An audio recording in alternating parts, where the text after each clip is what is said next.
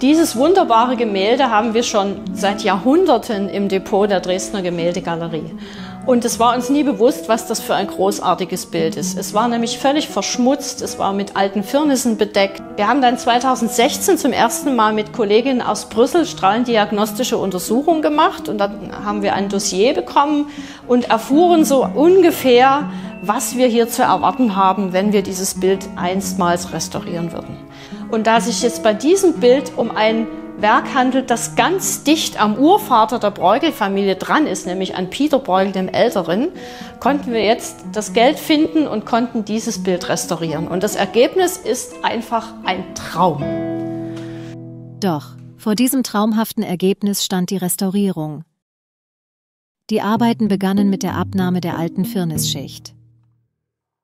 Die Firnisschicht ist ein transparenter Überzug, der abschließend nach dem Malprozess auf das Gemälde aufgetragen wird. Und diese Firnisschicht vergilbt im Laufe der Zeit, da sie aus natürlichen Harzen besteht.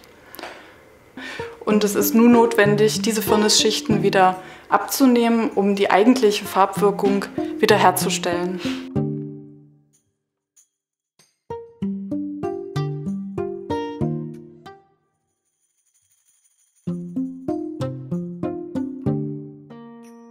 Der Firnis wurde mit einer Lösungsmittelkompresse abgenommen und anschließend erfolgte die Nachreinigung mit einem Lösungsmittelgemisch auf der Basis von Ethanol, das je nach Bereich modifiziert wurde, teilweise mit Isopropanol oder auch mit Aceton.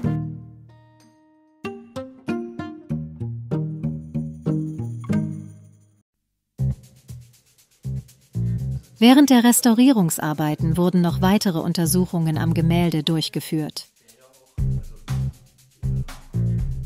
Wir versuchen hier Fragen der Restauratoren und Kunsthistoriker zu klären, welche Farbmittel in diesem Bild verwendet worden sind vom Künstler. Dazu benutzen wir eine Technik, eine etablierte Technik der Materialanalytik. Hier werden mit Röntgenstrahlen die in den Farbschichten enthaltenen chemischen Elemente angeregt und zu einer Antwort überzeugt, die uns dann Hinweise gibt, welche chemischen Elemente in dem Bild vorhanden sind. Und aus diesen Fingerprints kann man dann auf die verwendeten Pigmente und Farbmittel rückschließen.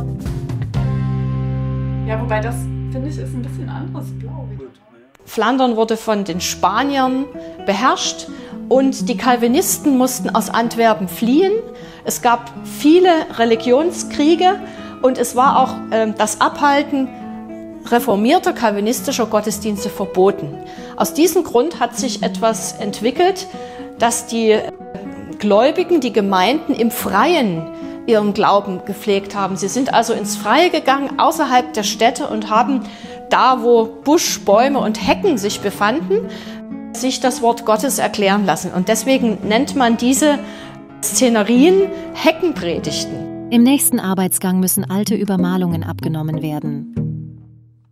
Um bei diesem diffizilen Arbeitsschritt maximale Kontrolle zu haben und die originale Malschicht nicht zu schädigen, wird hierbei ein Mikroskop verwendet.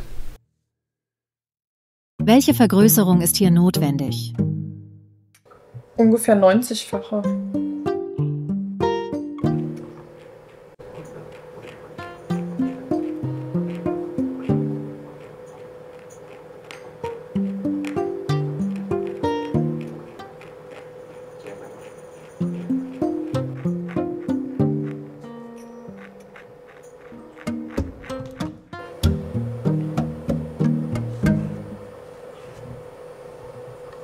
Nun glaubt man, dass man in dieser Darstellung, also im Original von Pieter dem Älteren, auch eine Darstellung einer solchen Heckenpredigt vor sich hat.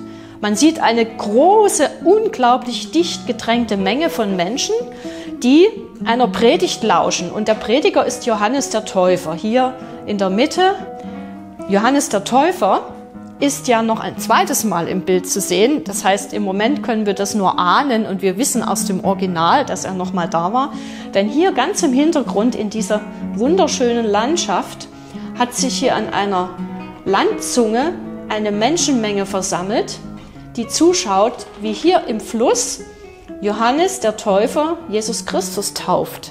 Wir können das im Moment nur als winzig kleine Pünktchen hier in der Landschaft wahrnehmen, aber durch die Restaurierung und die Reinigung des Bildes ist diese Menschengruppe wieder zu sehen. Das war sie nämlich vorher nicht. Und das ist also ein so großer Wiedergewinn, auch inhaltlich für dieses Bild, ganz zu schweigen von dieser fantastischen Landschaft im Hintergrund. Ein ganz anderer interessanter Aspekt ist auch, dass Peter Bruegel das macht, was er ganz oft macht. Er versetzt nämlich eine Szene aus der Bibel in seine Heimat, also in diese flämische Landschaft mit diesen Wassern und den Flüssen. Natürlich überhöht er es wieder ein bisschen, indem er hier so ein kleines Hochgebirge andeutet, das es eben in Flandern nicht gab.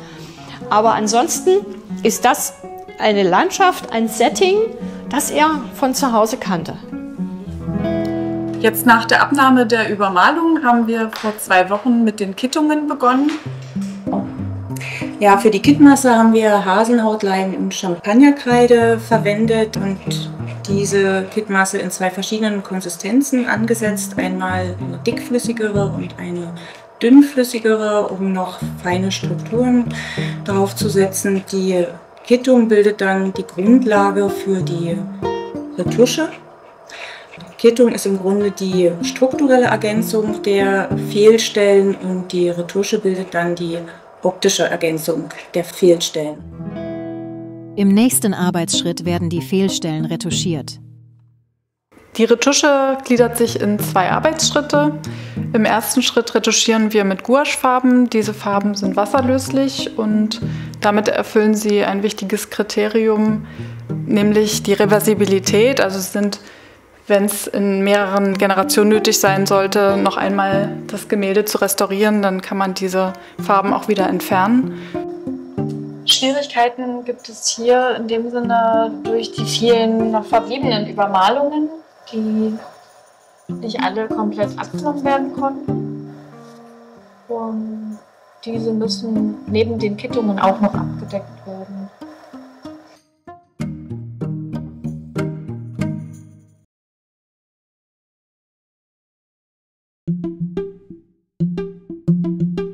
Uta Neithardt und Axel Börner kommen vorbei, um sich die Fortschritte der Restaurierung anzusehen. Auch 2 Praktikanten sind dabei. Alle sind sehr gespannt. Oh, ist das herrlich. Hallo.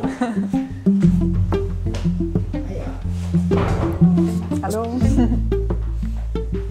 Das war eine ganz dunkle Übermalung. Nach der Abnahme des alten verbräunten Firnis ist die Malerei wieder vollständig sichtbar. Da gibt es viel zu entdecken.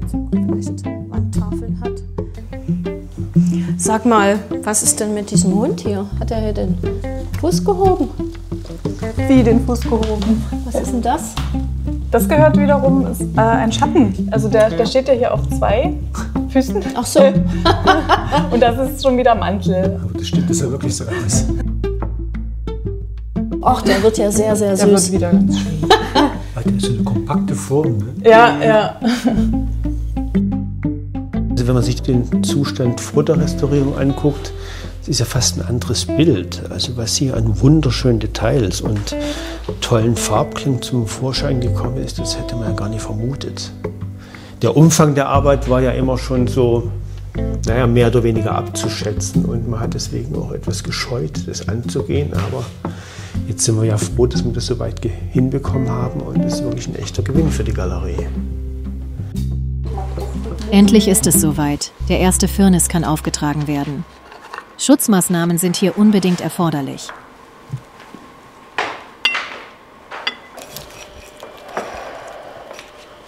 Würde ich einfach hier anfangen? Okay.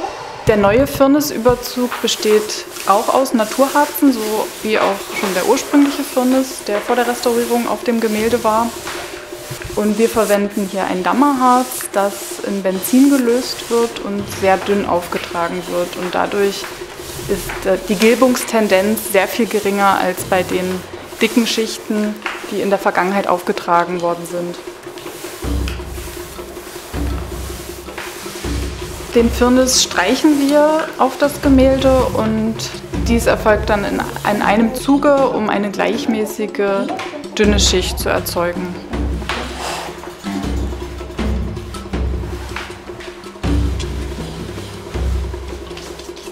Es ist immer wieder faszinierend zu sehen, wenn unter dem neuen Firnis die Farben in ihrer alten Kraft sichtbar werden.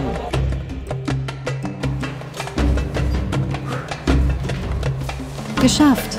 Bruegels Gemälde erstrahlt in neuem Glanz. Es ist natürlich so, dass die sächsischen Kurfürsten und deren Agenten auch wirklich einen sehr hohen Qualitätsanspruch hatten.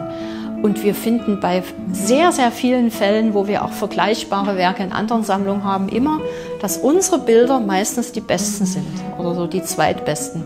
Wenn man so eine Reihe von Werken hat, die sehr, sehr ähnlich sind und die dann auch Anfang des 17. Jahrhunderts so im Manufakturbetrieb immer wieder wiederholt wurden, solche gibt es in unserer Ausstellung Teamwork in Antwerpen dann auch, dann ist das Dresdner Bild fast immer das Beste.